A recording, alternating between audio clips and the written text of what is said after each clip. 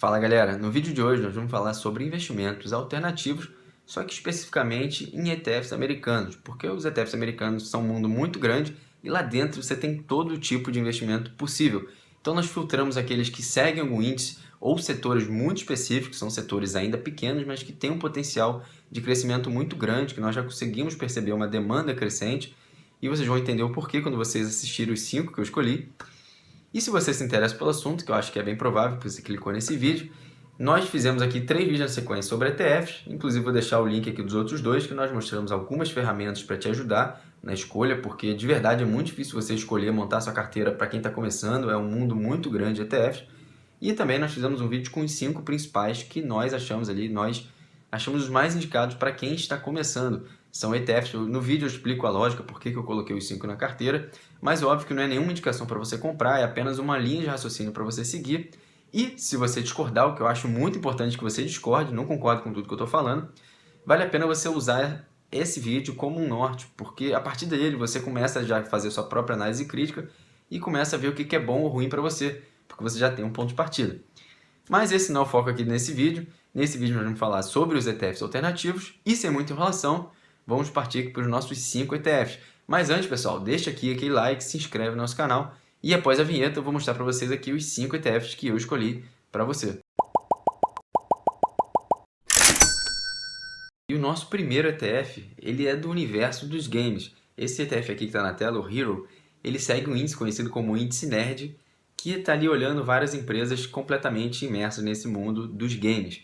Então ele pega ali empresas que desenvolvem games, empresas que desenvolvem hardware, empresas que organizam competições, torneios, empresas proprietárias de liga, empresas de streaming, então tudo que está envolvido nesse universo de games, esse ETF está lá olhando, colocando debaixo ali do seu guarda-chuva. E é muito interessante porque é um mercado muito promissor, basta hoje você ligar qualquer canal da sua TV e canal de esporte, você vai ver que já na grade ali já tem um espaço dedicado para transmissão desse tipo de jogos, e a audiência vem crescendo e vem ocupando cada vez mais espaço. A gente está falando de cada vez mais competições surgindo, os volumes envolvidos, quantias de dinheiro cada vez maiores, os jogadores sendo bem remunerados. Então o universo está crescendo muito, a legião de fãs cresce num ritmo muito acelerado. E o mercado tem expectativa aí de 2023 está movimentando algo próximo a 200 bilhões de dólares por ano. É muita coisa, é uma quantia considerável. E esse ETF hoje, ele cobre 37 empresas dentro desse universo, mas é bastante diversificado, tem ali um pouco das maiores posições dentro das maiores empresas, como a Krafton, a Tencent, também tem a Active Blizzard, e tem outras menores ali, tem a Nvidia, mas não é uma participação tão relevante assim, mas tem ali um pouco das antigas, eu que sou da geração antiga, eu joguei muito videogame nos anos 90, então ele tem algumas empresas ali que na minha época eram muito famosas, como a Electronic Arts, a Konami, Nintendo, são empresas que talvez hoje não tenha tanta relevância, mas também ele está dentro do guarda-chuva desse ETF. O segundo ETF é o SRVR, que é um ETF de REITs, porém são REITs de tecnologia, especificamente data center e infraestrutura.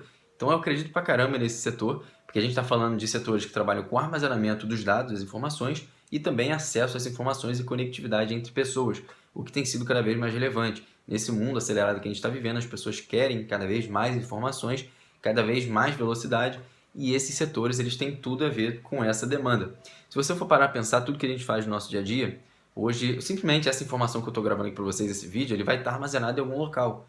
Ou se você entrar no site, hoje você quiser buscar, tem milhares de informações todos os dias, e se você quiser buscar as informações de um ano atrás, elas vão estar lá também disponíveis, porque elas estão armazenadas em algum servidor. E cada dia que passa, a gente está coletando mais informações. Uma câmera de segurança que está filmando ali diariamente a sua portaria, ela precisa armazenar as informações em algum local. E os data centers são perfeitos para essa finalidade. O data center permite que você consiga armazenar essas informações em servidores e a tendência é que o aumento de volume leve cada vez mais à demanda do crescimento de data center.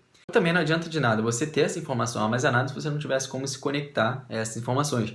E é aqui que entra a figura do REIT de infraestrutura, porque são eles, através do cabeamento e das torres de telefone, que você consegue se conectar a servidores em qualquer lugar do mundo.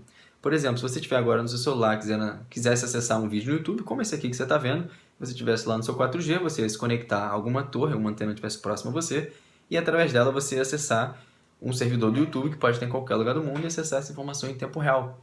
E o que é interessante é que o ser humano, por natureza, a sociedade como um todo, ela quer cada vez mais informações, maior quantidade de informações, no menor tempo possível. O ser humano ele é insaciável nesse sentido. E a tecnologia precisa sempre buscar esse crescimento. Só que a gente hoje, no Brasil principalmente, a gente tem a tecnologia do 4G como a nossa realidade ainda. E muito mal, por sinal. E a 4G ele tem um limite que a gente não consegue superar, um limite físico, do princípio físico mesmo. E a gente começa agora a falar em 5G, e aí a gente cai numa necessidade de grandes investimentos nos próximos anos para que justamente aumente a densidade dessas antenas, desses replicadores, do cabeamento, para que você consiga de fato utilizar a tecnologia do 5G. E é exatamente por isso que eu acredito bastante nesse setor, nesse segmento, porque eu acredito que nos próximos anos, assim como a gente já vê na Coreia, nos Estados Unidos, os investimentos têm sido muito pesados nesse segmento de 5G, então a gente vai demandar bastante. A gente ainda, na verdade, ainda tá na fase de alimentar o 4G. Em algum momento a gente vai ter que virar a chave para o 5G, então deve ter uma demanda muito grande pelo adensamento dessas torres. E além disso, também a gente precisa de cada vez mais aumentar a nossa capacidade de armazenamento, porque diariamente a gente está sempre aumentando o volume de informações. Então acho que isso casa perfeitamente tanto o crescimento do espaço de armazenamento como a capacidade, a velocidade de acessar essas informações. E é por isso que esse segmento está aqui no segundo lugar aqui dos nossos ETFs, que eu acredito pra caramba no crescimento desses REITs. E o nosso terceiro ETF é o PBD, que é um ETF que foca em empresas de energia limpa, energias renováveis. E é fácil de entender isso porque a humanidade ela tem uma dívida para resolver pela própria sobrevivência. Hoje a gente tem a população mundial crescendo ano após ano, em alguns anos a gente vai atingir 8 bilhões de pessoas, e a demanda por energia ela cresce a uma velocidade muito grande. E a gente acaba caindo num problema, porque se por um lado a demanda por energia aumenta, por outro lado as fontes são limitadas, porque a nossa matriz energética principal ainda é petróleo e carvão, que são fontes não renováveis. E a gente precisa resolver isso justamente pela sobrevivência do próprio ser humano. Então é possível que em algum momento essa chave vai virar, a gente vai começar a olhar para isso, mas hoje a gente já fala algumas coisas sobre, por exemplo, energia solar e energia eólica já é algo, uma realidade muito mais próxima do seu dia a dia. Hoje você pode instalar um painel na sua casa por um preço muito mais viável do que há 10 anos atrás, que era impossível você ter essa tecnologia. A gente tem aqui no Brasil, por exemplo, a fonte energia hidrelétrica como nossa fonte primária. Só que também a gente cai num outro problema que a gente não tem controle, que é não gerenciável, né? Que são as condições climáticas. Hoje a gente está tendo um período de escassez e voltamos a acionar as termoelétricas de novo, a gente está queimando combustível fóssil. Então a gente não pode depender das fontes hidrelétricas como fonte principal, porque a gente vai cair nesse problema. Só que aí a gente cai, qual é a nossa solução? A gente sabe que em algum momento a humanidade vai precisar virar essa chave, só que enquanto a água não começar a bater no calcanhar de verdade, a gente sabe que as pessoas não vão dedicar tantos esforços em solucionar isso, até porque a economia hoje é muito direcionada para o petróleo. O petróleo ainda move o mundo, tanto em níveis de economia, interesses. Então a gente sabe que em algum momento a humanidade vai olhar para isso. A grande questão aqui é que a gente não sabe se a gente está falando de 5, de 30 ou de 100 anos à frente. E é por isso que vale a pena você ter cautela quando você for investir nesse segmento. Mas é legal que você saiba, que você fique de olho, porque é algo que naturalmente é uma tendência secular para a sobrevivência do ser humano. Então em algum momento essa chave vai virar. Eu acho que é legal ele estar aqui na nossa lista. E o nosso quarto ETF aqui é justamente para, enquanto a humanidade não olha para as fontes renováveis, a gente vai trazer aqui uma commodity que é matéria-prima para fonte de energia que a gente ainda vive tropeçando, mas que ele tem um potencial muito grande e pode ser que ele venha crescendo nos próximos anos. A gente está falando de um ETF chamado URA, que acho que o nome já diz bastante, e que são focados em mineradoras de urânio e também empresas que produzem componentes nucleares. E é interessante porque o urânio em si ele é um tema muito polêmico, porque a gente teve dois grandes acidentes, dois graves, como Chernobyl e a mais recente Fukushima, e isso impactou bastante a imagem do urânio em si, a energia nuclear como um todo. Só que o potencial energético disso ele é muito grande.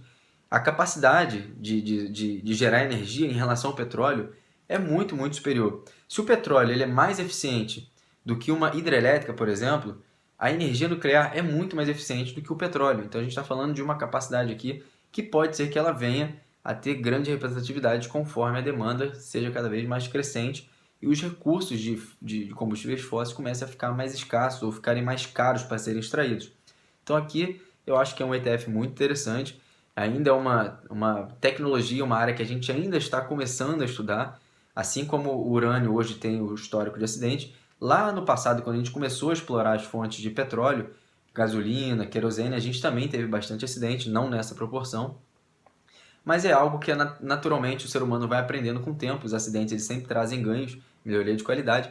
Então é um ETF muito interessante para enquanto o mundo não olha para essas novas tecnologias de fontes renováveis, aqui você pode ganhar com a exploração da fontes de energias nucleares. Então aqui são, se você não gosta de um, você olha para o outro, se você não gosta desse, você olha lá para o terceiro ETF. e ele está aqui na lista como alternativa, que eu acho que também é bem interessante. O nosso quinto e mais polêmico ETF é o YOLO, que é um ETF focado no mercado de cannabis. Aqui a gente está falando de empresas que comercializam, cultivam e comercializam para fins recreativos, mas também tem empresas focadas aqui no desenvolvimento para fins medicinais. E o que eu quero dizer aqui, eu não estou preocupado se você é a favor ou você é contra, o que eu estou dizendo é que tem uma grande oportunidade de ganhar dinheiro.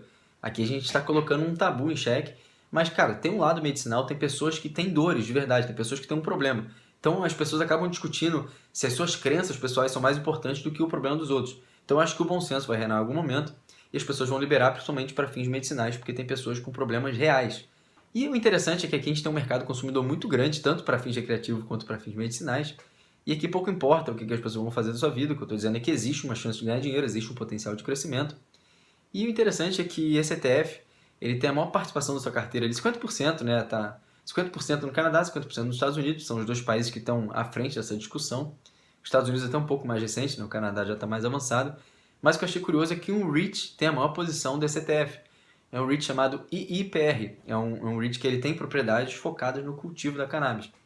Então, o que eu quero chamar a atenção aqui não é sobre a polêmica, sobre a sua crença, sobre o que você acha ou você não acha. O que eu estou dizendo é que existe uma chance real de ganhar dinheiro num mercado muito, muito grande, que eu acredito que nos próximos anos ele tem tudo para crescer. Então esse é o nosso objetivo do canal, é fazer você olhar para aquilo que as pessoas não estão olhando com os olhos reais, tirar todo aquele véu, todo aquele tabu que acaba cegando a gente.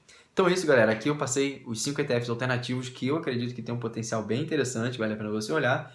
Espero ter ajudado e até o próximo vídeo.